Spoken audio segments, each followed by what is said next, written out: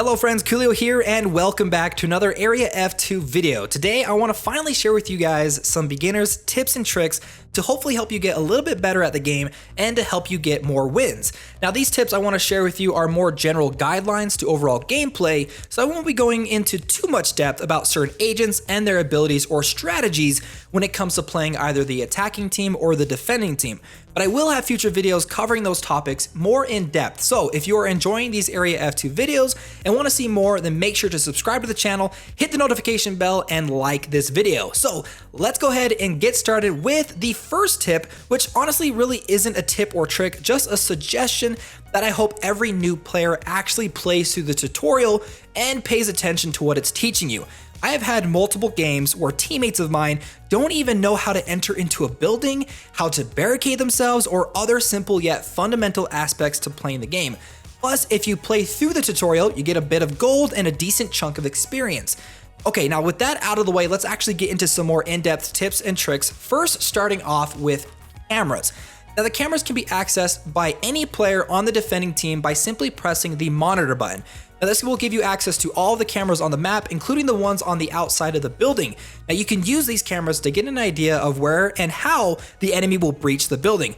On top of that, if you scan while an enemy is within sight of that specific camera, it will place a tracking mark on them that lasts for a few seconds, letting your teammates know the enemy's positions. And on the flip side, if you are an attacker, it's a really good idea to take those cameras out when you see them, because the less information the other team has, the better. Now talking about attackers, you also have a camera at your disposal, your UAV. However, the UAV isn't just useful for finding out the location of the attack site and to scan enemy positions similar to how the defending team does it, but you can also position your UAV wherever you need it and gain access to it whenever you want during the match. As well, all of your teammates have access to your UAV during the match. So after you're scouting out the position of the enemy team, find a good place to hide your UAV that can give you the most information you can use before the preparation timer runs out. Then you can switch to your UAV's vision and get an idea of what's happening in the enemy's base. Now on the flip side for that one, if you are a defending player, it is a really good idea to keep an eye out for those UAVs, not only to destroy them before they spot the defending location, but also so they don't get a set of eyes on your team and the specific strategies that you're using. Okay, so tip number 4 is in connection to both UAVs and the cameras. Now, if you happen to get killed during a match, that doesn't mean you are completely out.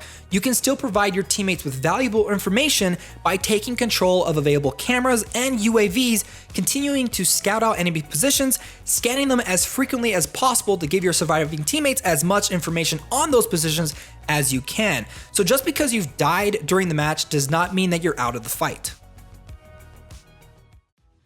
Alright, so the next tip I have is about barbed wire, because honestly I've noticed a lot of people not using it correctly.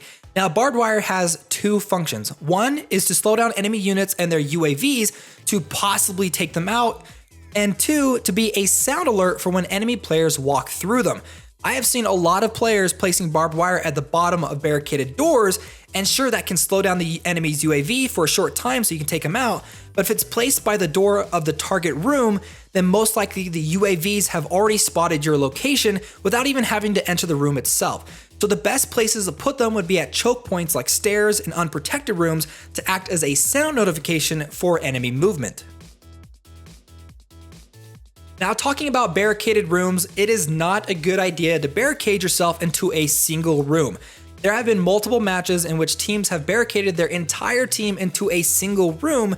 At that point, you are basically fish in a barrel and prone to grenades and enemies who have an opportunity to attack from multiple angles. It's best to barricade yourself into 2 rooms and leaving an opening between them that you can move around. Now it also gives you the opportunity to move around, reposition yourself, and make it so it's harder for the enemy to spot you, and you can cover more ground, giving the enemy less intel on your team's location and gives you access to more angles of attack. Okay, so tip number 7 is a super simple tip, but when you're selecting your loadout, there's actually an option that you can choose what kind of sight you want equipped to your gun. I only mention it because certain sights can be more useful in certain situations and locations. Plus, there may be a certain type of sight that fits your playstyle a little bit better, whether that be a high performance sight for quick burst fire, or a large open sight for accuracy, or even no sight at all if you prefer to hip fire. Next tip is about reinforcement plates. Now, every agent and every player has access to 2 metal barricade deployments. They're used to strengthen weaker walls that enemies can fire through. Plus, they are also required for the lightning agent to deploy his shocking ability.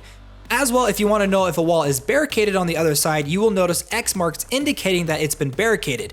And if you do come across a barricaded wall and are playing as Volcano, he's the only agent that has an ability called Thermite that allows him to break through and destroy those specific walls. No other agent and no other explosives can do that. Okay, so tip number 9 is about repositioning. Always think about what your enemy knows. If they just saw a wall get blown down, well, most likely they're going to be pointing their guns directly at it. If you just shot through a doorway, well, there's a good chance that they're probably expecting you to come through it. Always think ahead about where you are and where your enemies think you are. It's better to have your enemies think they know where you are than to have them actually know where you are. And finally, tip number 10 is about sound. Sound is incredibly important in this game. By listening and paying attention to where sounds come from, not only can it be the difference between an enemy coming up from behind you and taking you out, but to also help you save time in searching buildings for the defending location. For example, if you are on the attacking team and are using your UAV to scout for the target location, you don't want to waste your time searching empty locations. You have to make sure your UAV is in position later in the match to provide your teammates with information. So, if you are approaching a location to scout and you don't hear any footsteps or barricades being put up, well then don't waste your time moving your UAV into that room just to find out that it's empty. Move on and save yourself some time. There you go, friends, 10 tips and tricks to help you get better at Area F2. Hopefully these tips will help you become a greater player and you start seeing more wins in your future. Thanks, friends, and I'll see you all next time. Bye.